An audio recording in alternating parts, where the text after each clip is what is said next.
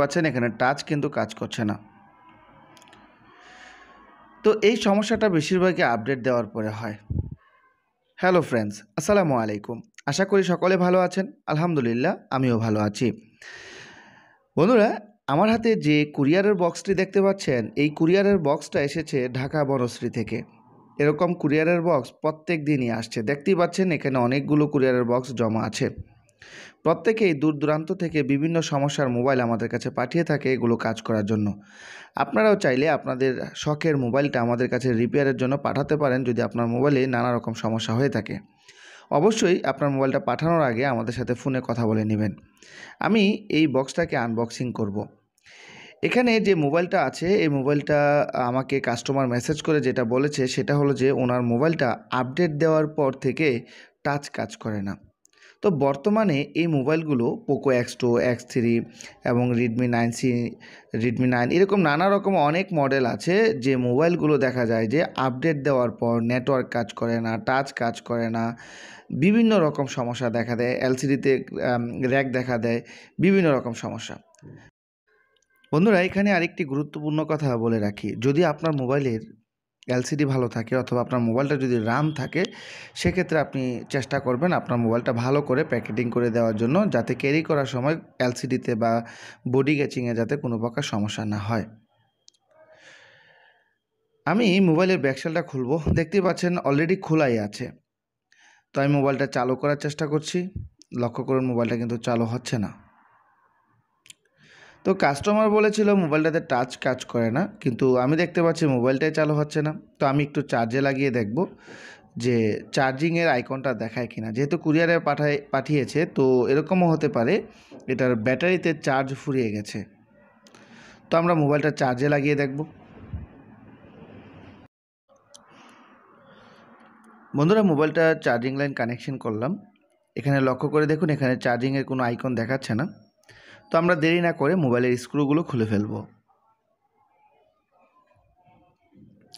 কখনো কখনো এরকম হয়, অনেক টেকনিশিয়ান বা যখন আমাদের কাছে মোবাইলগুলো পাঠায় তখন দেখা যায় যে ব্যাটারির লাইনটাকে ডিসকানেক্ট করে রাখে।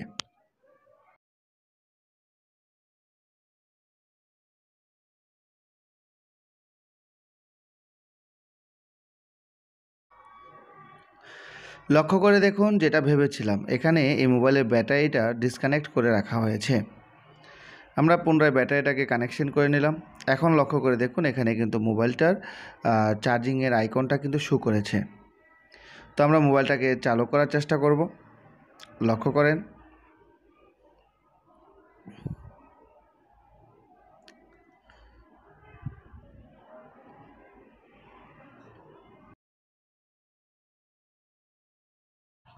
আমরা একটু অপেক্ষা করব। লক্ষ্য করুন মোবাইলটা কিন্তু চালু হয়ে গেছে। কাস্টমারের কথা ছিল মোবাইলটা টাচ কাজ করে না। কাস্টমার যেটা বলেছিল এটা সত্যিই বলেছে। দেখতেই পাচ্ছেন এখানে টাচ কিন্তু কাজ করছে না। তো এই সমস্যাটা বেশিরভাগই আপডেট দেওয়ার পরে হয়। তো এরকম ধরনের সমস্যা যারা পড়েছেন তারা চাইলে আমাদের কাছে এই মোবাইলগুলো কুরিয়ার করে পাঠাতে পারেন। আমরা ইনশাল্লাহ চেষ্টা করব আপনার মোবাইলটাকে সাবধানতার সাথে কাজ করে দেওয়ার জন্য। অনেকেই এই মোবাইলগুলো কাজ করতে গেলে রিস্ক আছে কিনা এরকম অনেকে প্রশ্ন করে থাকেন। আমি যদি বলি, আলহামদুলিল্লাহ এই পর্যন্ত এই মোবাইলগুলো প্রায় 20 থেকে 22টা মোবাইল কাজ করেছি, কিন্তু এখনও পর্যন্ত এরকম হয়নি যে একটি মোবাইল ডেড হয়ে গেছে। আল্লাহ যাতে নাও করে। তো তারপরও আমরা বলে নিই যে দেখুন রিস্ক থাকতে পারে, কারণ অনেক সময় দেখা যায় একটু ভুল ত্রুটি হলে অ্যাক্সিডেন্ট হয়ে যেতে পারে। সো ভুল ত্রুটি তো মানুষই করবে, এটাই স্বাভাবিক বিষয়। তো আলহামদুলিল্লাহ এ পর্যন্ত হয়নি, যাতে না হয় এটাই দোয়া করবেন। তো আমরা সাবধানতার সাথে আগে ক্যামেরাগুলো খুলব। অনেকেই এই জিনিসগুলো ভুলে যান, যারা টেকনিশিয়ান হয়ে আছেন।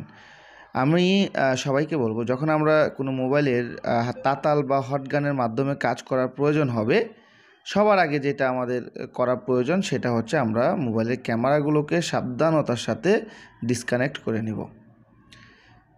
কারণ এই ক্যামেরাগুলোর জন্যই কিন্তু মোবাইলগুলো কিনা হয়, অর্থাৎ এই ক্যামেরাগুলো ভালো হওয়ার কারণেই অনেক সাধারণ গ্রাহক এই মোবাইলগুলো ক্রয় করে থাকে। কিন্তু আসলে ভাগ্যের নির্মম পরিহাস, দেখা যায় যে মোবাইলগুলো আপডেট দিলেই নানা রকম সমস্যা দেখা দিচ্ছে। যাই হোক, আমরা কথা না বাড়িয়ে এবার মোবাইলের স্টিলের প্যানেলগুলো খুলে ফেলব। সিপিইউ এবং এমএমসির উপরে যে প্রোটেকশনের জন্য যে স্টিলের প্যানেলটা লাগানো আছে আমরা ওইটাকে খুলব। বন্ধুরা, আশা করি সম্পূর্ণ ভিডিওটা দেখবেন। আমি যেভাবে স্টিলের প্যানেল রিমুভ করব, এভাবে যদি আপনিও রিমুভ করেন তাহলে এই স্টিলের প্যানেল ওঠাতে গিয়ে আপনারও মোবাইলের আইসি লেভেলে যখন কাজগুলো করবেন তখন কোনো প্রকার লাইন মিসিং হবে না, এতটুকু আমি গ্যারান্টি আপনাকে দিতে পারি। স্টিলের প্যানেলগুলো হটগান দিয়ে ওঠানোর আগে অবশ্যই স্টিলের প্যানেলের সাইডে একটু রাং লাগিয়ে নেবেন, যাতে আমরা হটগান দিয়ে হিট দিলে সহজেই যাতে এই প্যানেলগুলো রিমুভ হয়ে যায়। এখানে আরেকটি গুরুত্বপূর্ণ কথা মনে রাখতে হবে, সেটা হলো আমরা যখন স্টিলের প্যানেলটা ওঠাবো তখন হটগানের হিটের পরিমাণ 330 থেকে 350 পর্যন্ত রাখতে পারি। অতিরিক্ত হিট হলে আবার অতিরিক্ত ইয়ার হলে আমাদের মোবাইল সার্কিট ফুলে যাওয়ার সম্ভাবনা থাকে। আমরা যখন 340 বা 50 হিট দিব কুইক 857 DW প্লাসের মাধ্যমে, তখন ইয়ারের পরিমাণ হবে 2 থেকে 3-এর মধ্যে। বন্ধুরা, আমি এখন আপনাদেরকে মাইক্রোস্কোপের মাধ্যমে একটু ক্লিয়ারভাবে দেখানোর চেষ্টা করছি। এই মোবাইলের মধ্যে যেহেতু সিপিইউটা পেস্টিং সিপিইউ, আর দেখতেই পাচ্ছেন সিপিইউর নাম্বার হচ্ছে SM7150। আমরা এই আইসিটা ওঠানোর আগে অবশ্যই এই আইসির চারপাশে যে পেস্টগুলো আছে এই পেস্টগুলোকে টুইজার বা আর্নাইফের মাধ্যমে সাবধানতার সাথে রিমুভ করে নিতে হবে। অবশ্যই লক্ষ্য রাখতে হবে যখন আমরা টুইজার বা আর্নাইফ দিয়ে পরিষ্কার করি তখন যাতে মোবাইল সার্কিটে জুড়ে টুইজার বা আর্নাইফ দিয়ে যাতে চাপ না দেয়, হালকার উপরে আমরা এগুলোকে পরিষ্কার করতে হবে। যদি আমরা চাপ দিই তাহলে কি হবে, মোবাইল সার্কিট থেকে যে লাইনগুলো সিপিইউর মধ্যে এসেছে ওই লাইনগুলো কিন্তু সিপিইউর চারপাশ দিয়ে এসেছে। এখন আমরা যদি টুইজারটাকে জুড়ে চাপ দিই সেক্ষেত্রে ওই লাইনগুলো কেটে যাওয়ার সম্ভাবনা থাকে, সেক্ষেত্রে আমাদের কাজ কিন্তু আরও বেড়ে যাবে। অনেক সময় দেখা যায় যে এই মোবাইলগুলো লাইন কেটে গেলে অনেক সময় কাজ না হওয়ার সম্ভাবনাই বেশি থাকে। আর এই জন্যই যারা আইসি লেভেলে কাজ করেন দেখা যায় এই সিপিইউগুলো বা ইএমএমসিগুলো ওঠানোর পর সুন্দরভাবে রিবোলিংও করতে পারেন আবার লাগাতেও পারেন, কিন্তু আপনারা ওঠাতে গিয়ে যে লাইনগুলো মিসিং করে ফেলেছেন ওই মিসিং লাইনগুলোর জন্য মোবাইলটাকে আর কাজ করতে পারেন না, অর্থাৎ আর রান করতে পারেন না।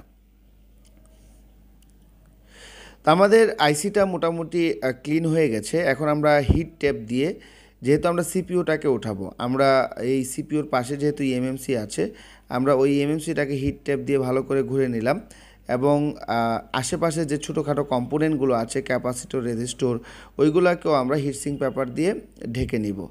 যদি ঢেকে না নেই তাহলে কি হবে, তাহলে যা সমস্যা হতে পারে সেটা হলো যে অনেক সময় আমরা সিপিইউতে যখন হটগানে হিট দিই আইসি ওঠানোর জন্য, অনেক সময় হটগানের হিট দেখা যায় যে একটু বেশি থাকে বা অনেক সময় এয়ারটা আমরা কন্ট্রোলে রাখতে পারি না, ভোল্টেজের কারণে অনেক সময় হটগানের হিট বেড়ে যায় কমে যায়। সেক্ষেত্রে কী হবে, এই যে সিপিইউর পাশে যে কম্পোনেন্টগুলো আছে এগুলো মিসিং হয়ে যাওয়ার সম্ভাবনা থাকে। আবার অতিরিক্ত হিটিংয়ের কারণে দেখা যায় সিপিইউর পাশে মোবাইল সার্কিটটা ফুলে যাওয়ার সম্ভাবনা থাকে। ফুলে গেলে সেক্ষেত্রে তো আর কাজ না হওয়ার সম্ভাবনাই বেশি। দেখতেই পাচ্ছেন আমি এই আইসিটাতে কতটুকু হিট দিব সেটা কিন্তু টিস্যুর মাধ্যমে আপনাদেরকে দেখানোর চেষ্টা করেছি।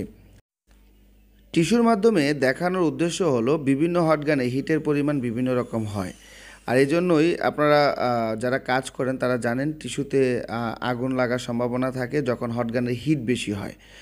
তো এটাতে হিটের পরিমাণ কতটুকু ছিল বুঝতে পেরেছেন, টিস্যুটাতে কিন্তু আগুন ধরেনি, হালকা লালচে হয়েছে। যাই হোক, আমরা আননাইফটা যখন এই আইসির নিচ দিয়ে ঢোকানোর চেষ্টা করব তখন অবশ্যই কখনোই জোর করা যাবে না, অর্থাৎ জোরে চাপ দেওয়া যাবে না, সেক্ষেত্রে লাইন ছিঁড়ে যাওয়ার সম্ভাবনা থাকে। যখন আপনার আইসিটা ওঠানোর মতো প্রক্রিয়া হয়ে যাবে তখন আননাইফটা মানে একদম ইজিলিভাবে আইসির নিচে ঢুকে যাবে। দেখতে পাচ্ছেন, জোরে চাপ দেওয়া যাবে না, জোরে চাপ দিলে লাইন ছিঁড়ে যেতে পারে। দেখতে পাচ্ছেন সাবধানতার সাথেই উঠিয়েছি, আলহামদুলিল্লাহ আইসিটা কিন্তু ঠিকঠাকভাবে উঠেছে। তো আমার মনে হচ্ছে কোনো লাইন কিন্তু মিসিং হয়নি। তারপর আপনাদেরকে দেখাবো।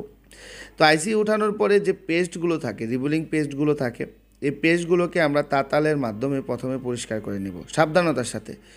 অবশ্যই এই সিপিইউগুলোর কাজ করতে গেলে একটা মাইক্রোস্কোপ থাকলেই সবচেয়ে বেটার হয়। আর যদি আপনার মাইক্রোস্কোপ না থাকে সেক্ষেত্রে আপনি একটা মোবাইলের ক্যামেরা চালু করে ওই একটা স্ট্যান্ডের মধ্যে ক্যামেরাটাকে সেট আপ করে নেবেন, তারপর মোবাইলের ক্যামেরা দিয়ে ঝুম করে দেখার চেষ্টা করবেন।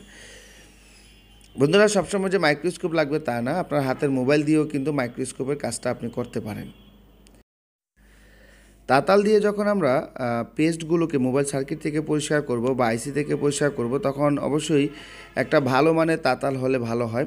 যেই তাতালের হিটিংটা আপনি কন্ট্রোল করতে পারবেন, এরকম ধরনের একটা তাতালের প্রয়োজন আছে। যে তাতালগুলোর হিট কন্ট্রোল করা যায় না, ওই তাতালগুলো দিয়ে যদি আপনি পরিষ্কার করতে যান, সেক্ষেত্রে আইসিগুলো ড্যামেজ হয়ে যাওয়ার সম্ভাবনা থাকে।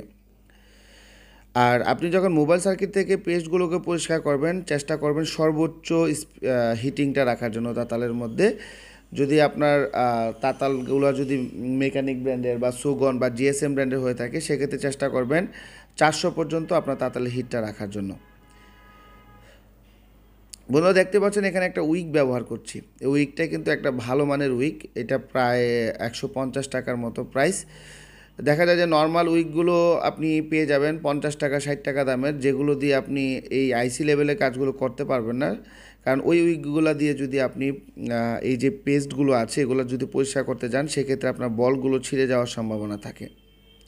তো ভালো মানের একটা উইকেরও দরকার আছে। বন্ধুরা, কাজের ফাঁকে আরেকটা কথা না বললেই নয়, অনেকে আমার কাছে মোবাইল রিপেয়ারের কাজ শিখতে চান।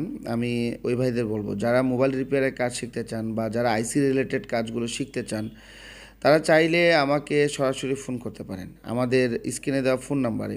এই যে ভিডিওতে যে স্ক্রিনে ফোন নাম্বারটা দেওয়া আছে, ওই ফোন নাম্বার চাইলে আপনি সরাসরি ফোন করতে পারেন অথবা হোয়াটসঅ্যাপে মেসেজ করতে পারেন।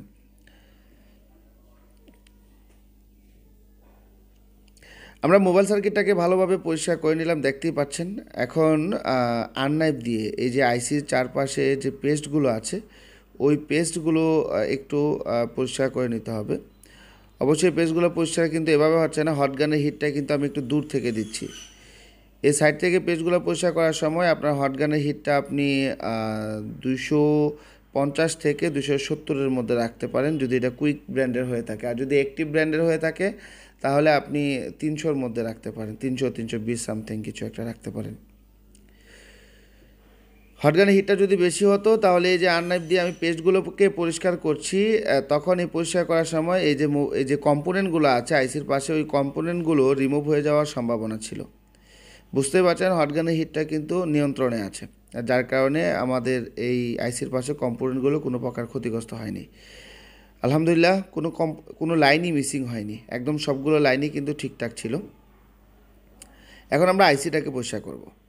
আইসিটাকে পরিষ্কার করতে গেলে সবচেয়ে বেশি সতর্ক থাকতে হবে আপনাকে। কেন? কারণ আইসিতে যদি আপনি অতিরিক্ত হিট দেন তাতালের মাধ্যমে, সেক্ষেত্রে দেখা যাবে যে আপনার আইসিটা ফুলে যাওয়ার সম্ভাবনা থাকে, আইসিটা বাদ হয়ে যাওয়ার সম্ভাবনা থাকে।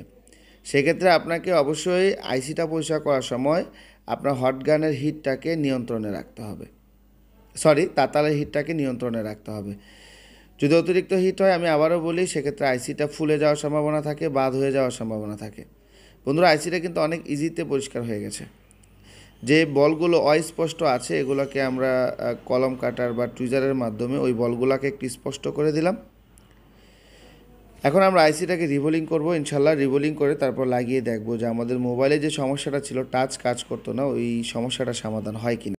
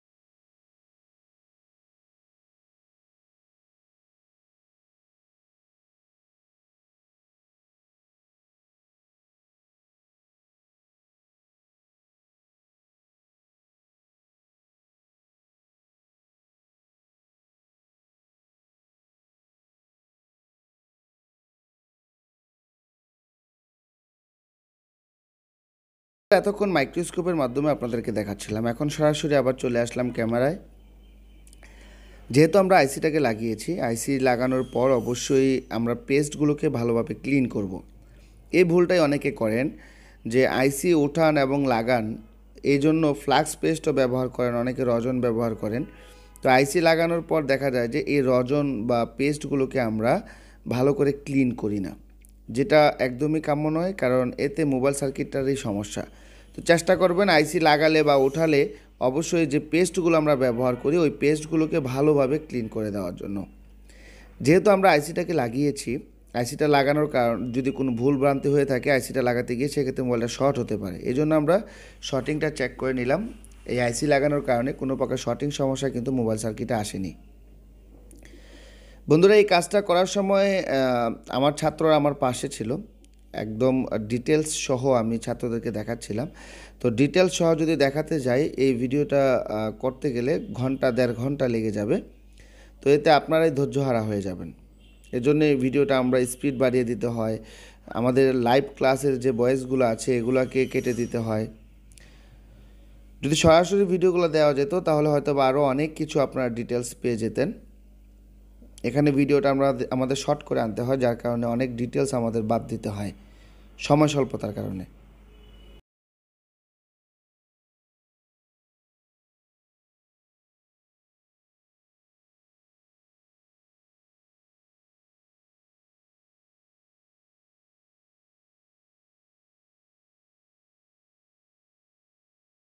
চার্জে লাগিয়ে দেখব। আলহামদুলিল্লাহ, দেখতেই পাচ্ছেন আমাদের মোবাইলটা কিন্তু এখনও রান অবস্থায় আছে এবং চার্জিংয়ের আইকনটাও দেখাচ্ছে। এখানে একটা বিষয় আছে, আমি মনে হয় যে ফার্স্ট টাইম যখন মোবাইলটাকে চার্জে লাগিয়েছিলাম তখন হয়তো বা চার্জিংয়ের পরিমাণটা অনেক কম দেখিয়েছিল, এখন কিন্তু চার্জের পরিমাণটা 80% দেখিয়েছে। অর্থাৎ এই মোবাইলগুলো সিপিইউ থেকে যদি সমস্যা হয়ে থাকে সেক্ষেত্রে চার্জিংয়েরও সমস্যা হতে পারে।